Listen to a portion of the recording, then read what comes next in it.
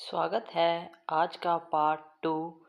जैसे ही आकाश ने उसे फिर से छुआ कि रीमा वापस चिल्लाई और उसने कहा कि मैंने कहा ना तुम दूर रहो मुझसे।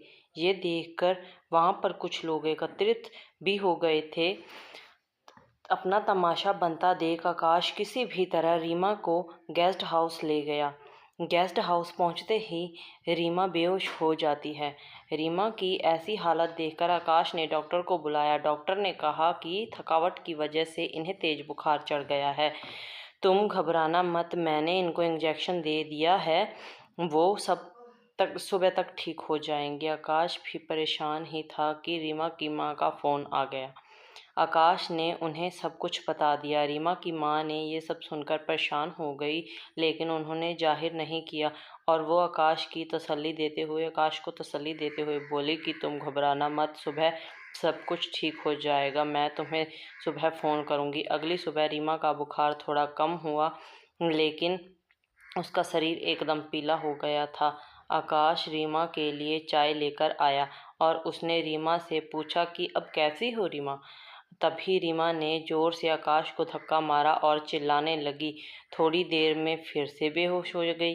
गेस्ट हाउस में रीमा की ये हालत देखकर कुछ लोगों ने तो बातें भी करना शुरू कर दिया कि इस पर किसी प्रेत आत्मा ने कब्जा कर लिया है।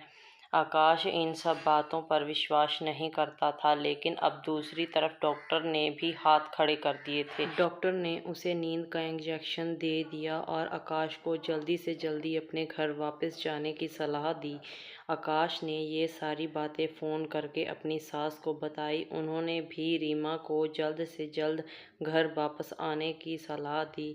आकाश रीमा को लेकर जल्द से जल्द अपनी मम्मी के घर पर पहुंच गया। दादी ने पहले ही अपने पुरोहित को बुला लिया था। रीमा की ऐसी हालत देखकर उन्होंने कहा कि इसे किसी बुरी आत्मा का साया लग रहा है, आ जाओ। घर आते ही उसकी माँ ने पूजा शुरू करवा दी। पूजा शुरू होते ही रीमा छटपटाने लगी। पुरोहित जी ने उसके बाल बांधने के लिए कहा। आकाश ने जैसे ही उसके बालों को पकड़ा, वैसे ही रीमा ने आकाश को जोर से धक्का दिया और आकाश दीवार से टकराया और खून भी बहने लगा।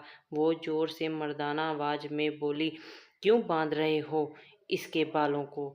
इसके लंबे बालों ने ही। और रीमा ने फिर से मर्दाना आवाज में बोलना शुरू कर दिया कि मैं तो उस पेड़ पर वर्षों से आराम कर रहा था। उस दिन जब ये लाल सूट और खुले बालों में वहां पर आई, तभी उसने मुझे अपना दीवाना बना लिया था। इस खूबसूरती का तो मैं कई वर्षों से इंतजार कर रहा था। इतना बोलते बोलते रीमा बेहोश हो जाती है। पुरोहित जी ने पूजा थोड़ी तेज कर दी और वो जैसे ही अग्नि में आहुति डालते, वैसे ही रीमा मछली की तरह झटपटाती। पूर्ण आहुति के साथ सभी ने देखा कि एक लौ सी रीमा के शरीर से निकलकर अग्नि में भस्म हो गई है और इसके साथ ही रीमा का शरीर भी शांत हो गया। कुछ समय के बाद रीमा को होश आया और वो अपने आप को अपनी मम्मी के घर पर देखती है और हैरान रह जाती है। आकाश के माथे पर चोट देखकर वो बोली, ये चोट तुम्हें कैसे लगी?